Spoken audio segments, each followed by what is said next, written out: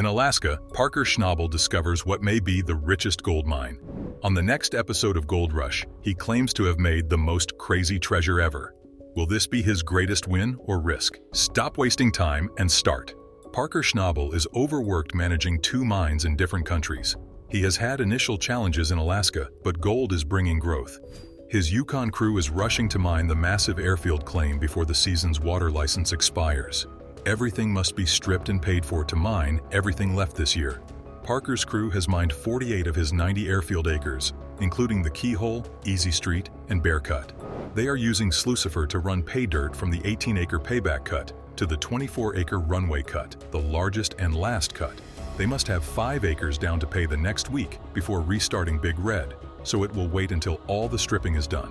With only 1 wash plant, the runway cut is all hands on deck until stripped, except for 1 crew member. Tyson Lee drives the 750 excavator through the payback cut, while Parker handles the D11 and Mitch removes runway overburden with the 700. Given mounting barriers, staying ahead is a daily battle. Air from the 700 excavator suddenly smells like coolant, indicating difficulties. A broken radiator leaks coolant into the hot exhaust manifold, disrupting their plans. Needing replacement components quickly, Mitch calls Taylor. Tyson then departs his 750, leaving him with 480, reducing his ability to transfer Slucifer money. With just 480 digging paid, they risk running out of pay dirt and having nothing to process. Reducing the feed rate reduces gold flow, but it's better than shutting down the plant. With Slucifer decreased and Big Red off, mining all 90 acres is less likely. Crews are removing heavy dirt from the runway cut. Tyson, do you have a copy? Tyson? Hey, there's a huge build-up in the pre-wash. I don't know what to do. I'll get it. They're loading it out without a place to transport it since it's late in the year to open 20 feet of dirt. Parker's crew is racing to clear the 24-acre runway cut to feed Big Red wash plant. Big Red waits on a mountain to wash rocks. If they had pay dirt now, it would work. Tyson is in a tough spot after taking the 750. But opening the ground is crucial to avoid leaving a lot of gold. Tyson is digging for cash to feed Slucifer in the 480, while Mitch's 700 excavator is being repaired. He has reduced Slucifer's feed rate and hopes not to make more changes, but Big Red comes first. However, Taylor arrives with wonderful news. The 700 radiator has been changed and is ready. This should restore their momentum. This machine has transported tons of soil and paying dirt to the wash facility. Tyson can feed Slucifer 220 yards per hour with the 750 back in service. They can process more pay dirt and extract more gold. The 750's return is a big relief, allowing normal operations. Parker's sole wash facility is back online, promising a better season finale. Mitch Blaschke is under pressure to move pay dirt at Parker Schnabel's Indian River claim before the season expires. Both Big Red and Slucifer wash plants operate 24/7, making feeding them essential. Mitch moved Evan, a young passionate rock truck driver, to loader operator to boost output. However, a big issue abruptly halts their progress. Evan finds many large pebbles in the sluice runs, forcing Big Red to stop. Big Red is down, so no gold being processed or money is coming in. But expenses are rising. Big Red must be fixed and working again when needed. Mitch and Tyson quickly discover a blown-out screen deck portion. Huge rocks in sluice runs indicate a large hole in the screen, which filters larger pebbles from finer pay dirt. Huge pebbles clog the opening runs when the screen breaks. Interrupting water flow prevents the guns from catching gold and washes away the sluice box end. The team tackles the tricky screen repair. The other end of that goes right into the generator head, and it's cooked right off. I mean, this is the engine. This is what powers it. Mitch says the material they're processing is quite sharp and aggressive. This caustic substance slowly erodes tiny screens, cutting them. The damaged screen is removed and replaced with a new one, fastened in place. The screen deck connection is crucial to gold mining. Screens separate larger boulders from finer pay dirt, allowing gold-rich material to be collected. Breaking screens lets big rocks fall through and clog sluice channels. This clog prevents the water from flowing properly, preventing the riffles from catching the gold, which washes out of the sluice box and is lost. Big Red needs to fix the screen to keep processing pay dirt efficiently. Mitch, Tyson, and the crew quickly fix the damage, emphasizing the screen deck's value. With the new screen, the crew restarts Big Red. The effective repair brings relief and satisfaction. Evan's rapid diagnosis saves the squad a lot of gold, proving his value. Over $90,000 is worth 51.6 ounces of runway cut gold. Running Big Red for a week might net $500,000 in gold.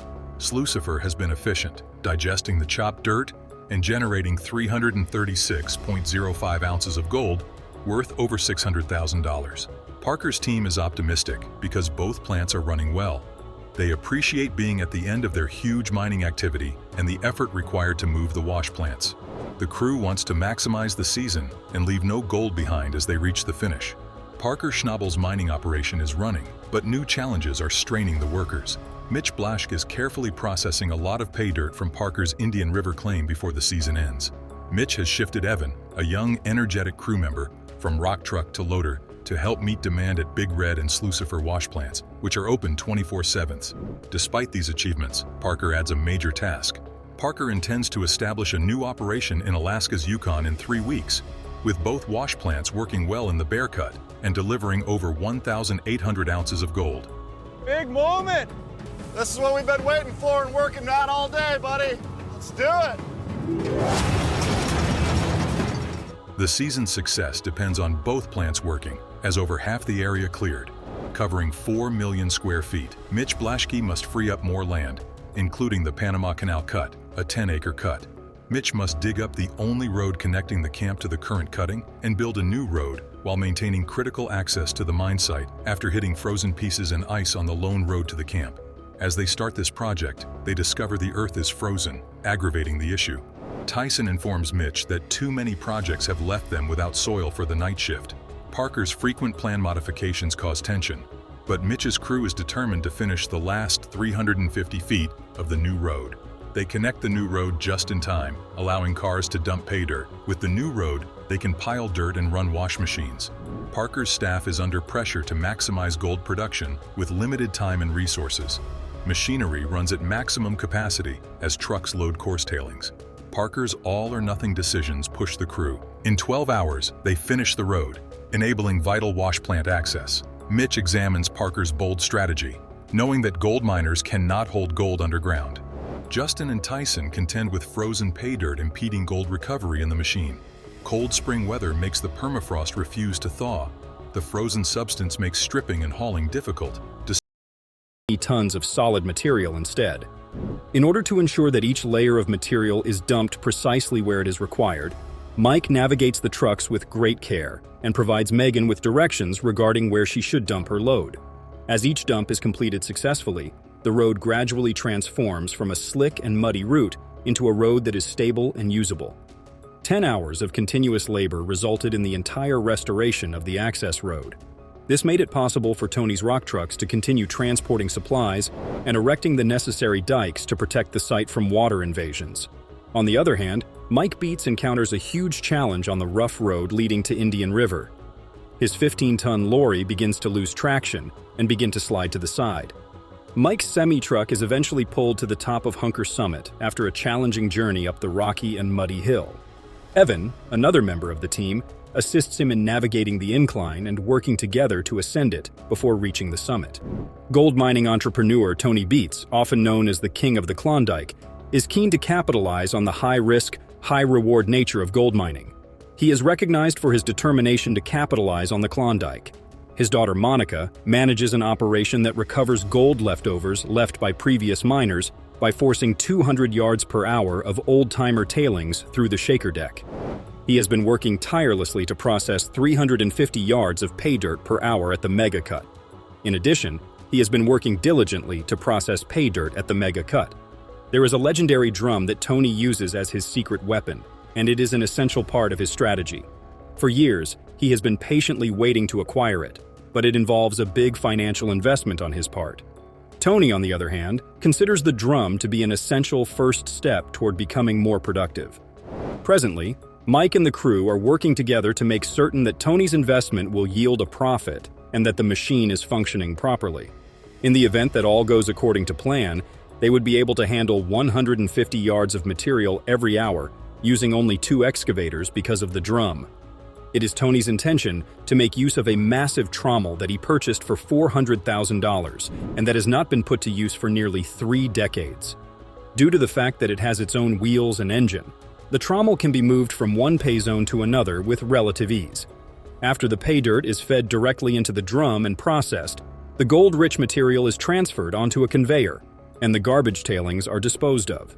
Because of this approach, Tony's staff is able to move through the cut with minimal effort and the highest possible level of production.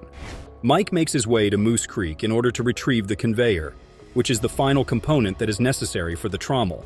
So what we'll do We're is gonna throw it on the low board, or we're just gonna drive it out. two of them, 250 and then 2600, hook them up, haul them in.